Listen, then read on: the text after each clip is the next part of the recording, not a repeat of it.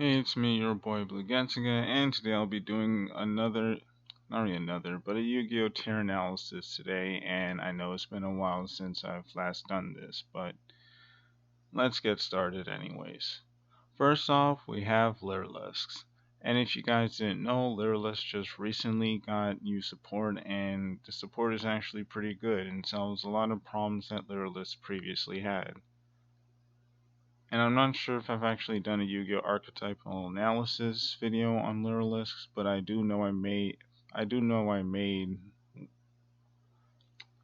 made a presentation for Lyriluscs before. I'm not sure if I recorded it or not.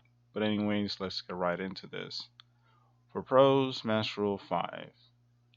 They have great boss monsters. They can OTK pretty easily. They can swarm. They have decent protection in the form of Nightingale, as well as I think Starling. I forgot the name, but it's the second Xyz monster we got, and this deck is also fairly versatile due to the new Xyz options. Usually you don't the new Xyz monsters we got aren't exactly necessary, but they're pretty good.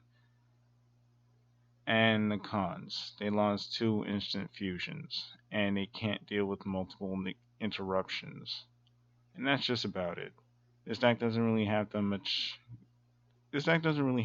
problems anymore, since not only did they get more options, but more main deck options, but they're also very, very consistent now. Way more consistent than they were before, and that's why I'd give this deck a tier 2.5. It's not it's not good enough to face off against meta or tier 2 and tier 1 decks, since those decks typically have tons of interruption to actually deal with this deck.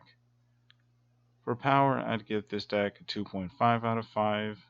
For defense, I mean, with power for this deck, it's a bit weird.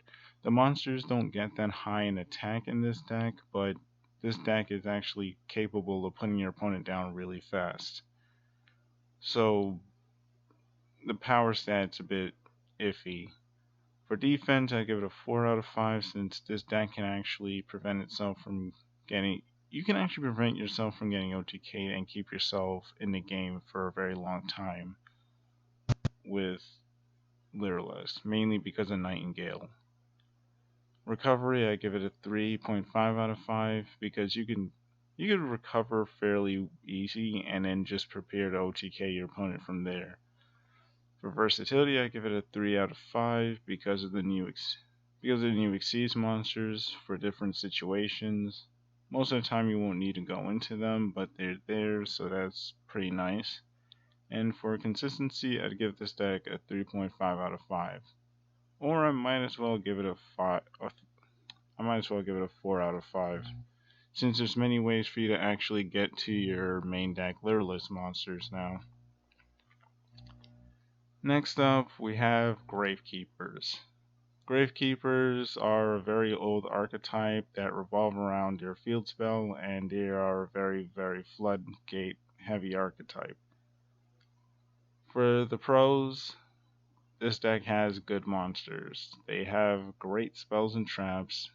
They have great anti-meta strategies, because for the longest time I think this deck was actually good against almost every meta deck. It was good against Monarchs, it was good against Cosmos, it's good against the meta decks today because Necro Valley is just that great of a field spell. This deck is fairly consistent because you have your searchers for your searchers, and that searcher searches your field spell, so you'd almost always get to your Necro Valley, and if you already have Necro Valley, you could search something else. And for the cons, this deck is really bad going second. With Gravekeepers, you want to go first and set up your floodgates or your back row to prevent your opponent from playing Yu-Gi-Oh! If you can't do that, then you kind of lose. Because if you're going second, your opponent most likely already establishes a board, and they can't really do anything against an established board, even if that board doesn't really contain many interruptions.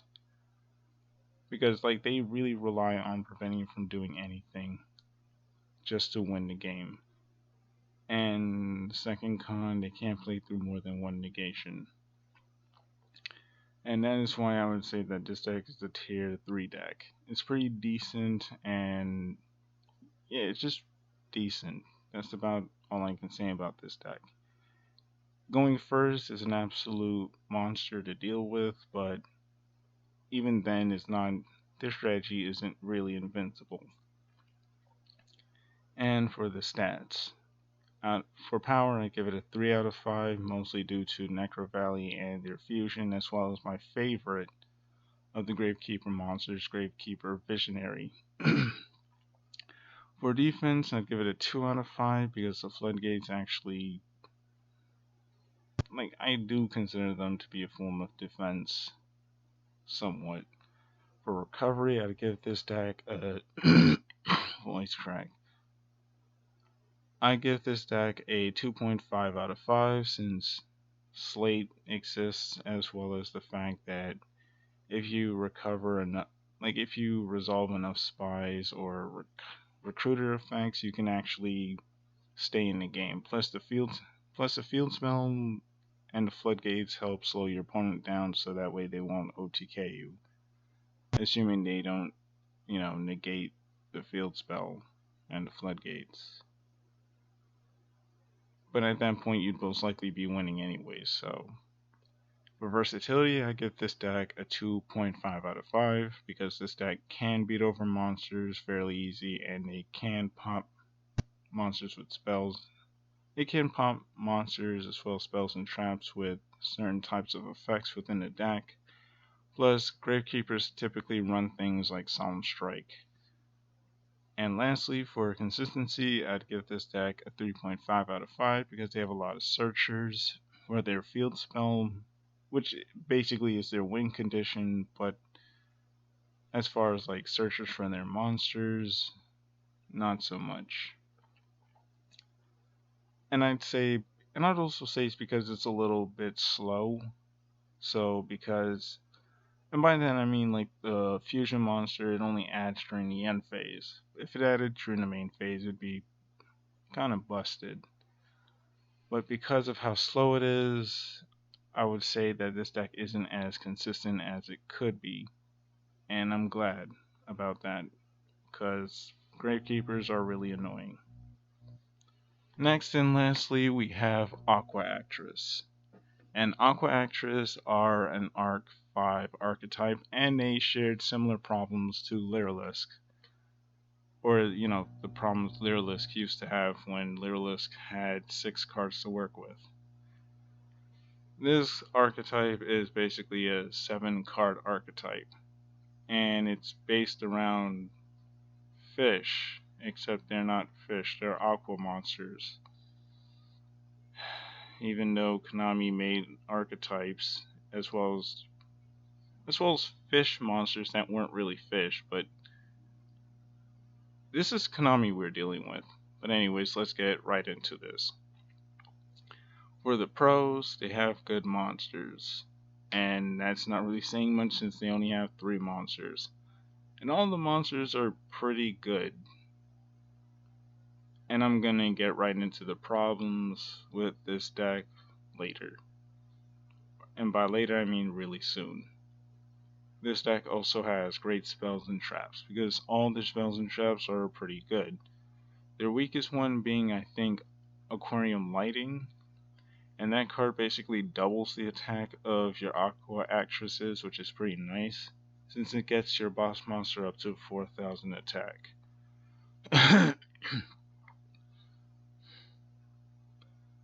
And then for the cons, this deck lacks more main deck monsters.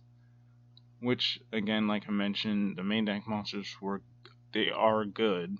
They just have nothing to work with, basically. This deck lacks the means to function consistently because this deck doesn't have searchers, and on top of that, this deck doesn't have any. I mean, they do have searchers, but because they have so little to actually search or to do anything with, this deck can't really function properly. Kind of like with Lyriluscs, where Lyriluscs, they actually had great foundation, they just didn't have the cards to work with. The next con, them being frog fodder, because, whenever people play Aquaactress, they just play a frog engine. And let's be real, frogs are going to be way better than Aquaactresses. And lastly, this should go without say. And lastly, this deck can't really play through interruptions. I would say multiple, but I don't even think this deck could play through one interruption. At least not consistently. And because of that, I would say that this deck is a tier 4 deck. And for stats, I'd give it a 3 out of 5 in power, simply due to lighting. I'd give it a 3 out of 5 in defense, and some of their continuous spells have protection effects. I give it a 2 out of 5 in recovery, since they can surge, but like I mentioned, there's not really much to work with. Versatility, I give it a 1 out of 5, since, again, they don't really have much to work with. And for consistency, I'd give it a 2 out of 5, since there's not that many cards in the deck, meaning they can't really function properly. Anyways, I really, really, really hope that Konami actually decides to give this deck some support, because this is actually an interesting archetype, and currently I'm working on custom cards for this archetype. Hopefully hopefully the custom cards I make actually does this deck justice and makes it, playable. But anyways, tell me what you guys think about these three archetypes, and it's been me, your boy Blue Getsuga, and I'm out.